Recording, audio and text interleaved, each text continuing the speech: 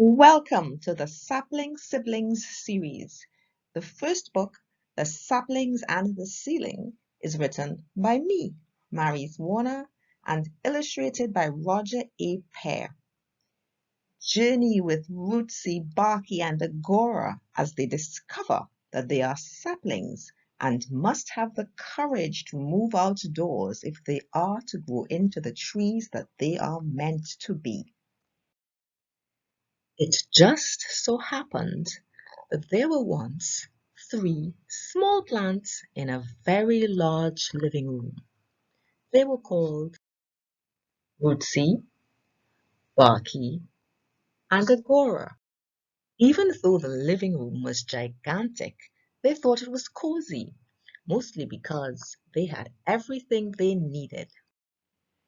Rootsy, Barky, and Agora each had their own pot. They called their pots the Pot Posse. Then there was Ceiling. She lay there, above it all, never uttering a word to them or anyone else.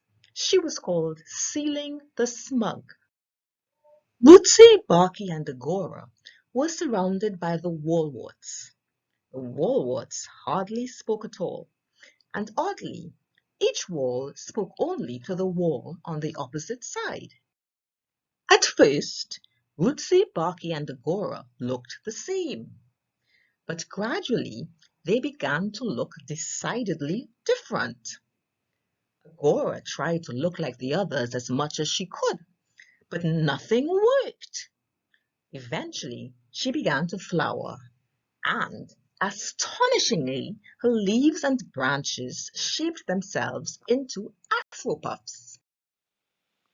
No one seemed to know why the plants were becoming more and more different. It was mystifying, really. The pot posse, peduncle pot, pitty pot, and peely pot never changed. Still, everything was mostly wonderful until they realized that they were being attacked.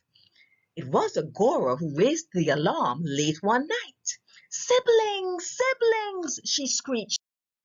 Both Rootsy and Barky ignored her. They were sure it was another of her false alarms about some distressing disaster. So they shifted their stems away from her and slipped back into slumber. Agora was positively persistent. "Wake up! Wake up!" she cried. "What is it now?" Rootsy droned drowsily. "Is our soil disappearing?" Barky's stem shook as he chortled in his pot. "No," he mocked mirthfully. "Our carbon dioxide must be dwindling. Or maybe our pots are disintegrating." "It will serve you both right when it happens," Agora stated sullenly before starting a stony silence.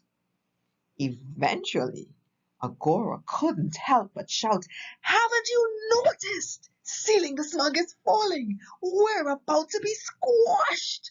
Pretty soon we'll be nothing but mulch." "We're plants," Barky snickered. "We need fertile soil, not fertile imaginations." Rootsy chuckled softly, but said nothing. The next day, he kept glancing upwards unconsciously. The more he thought about it, the more convinced he became. Ceiling the Smug was clearly closer.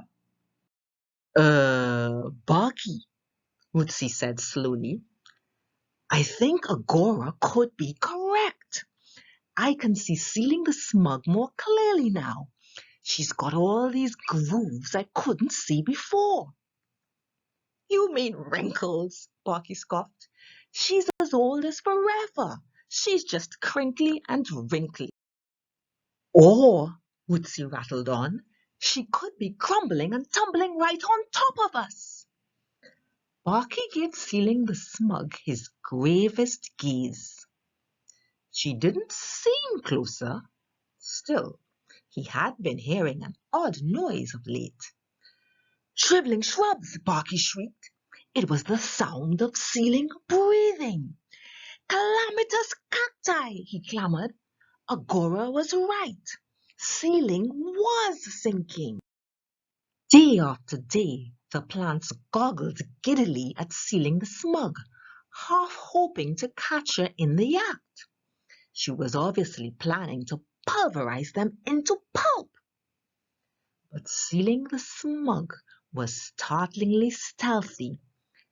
Try though they did with their valiant vigil, not once did they witness even a wiggle.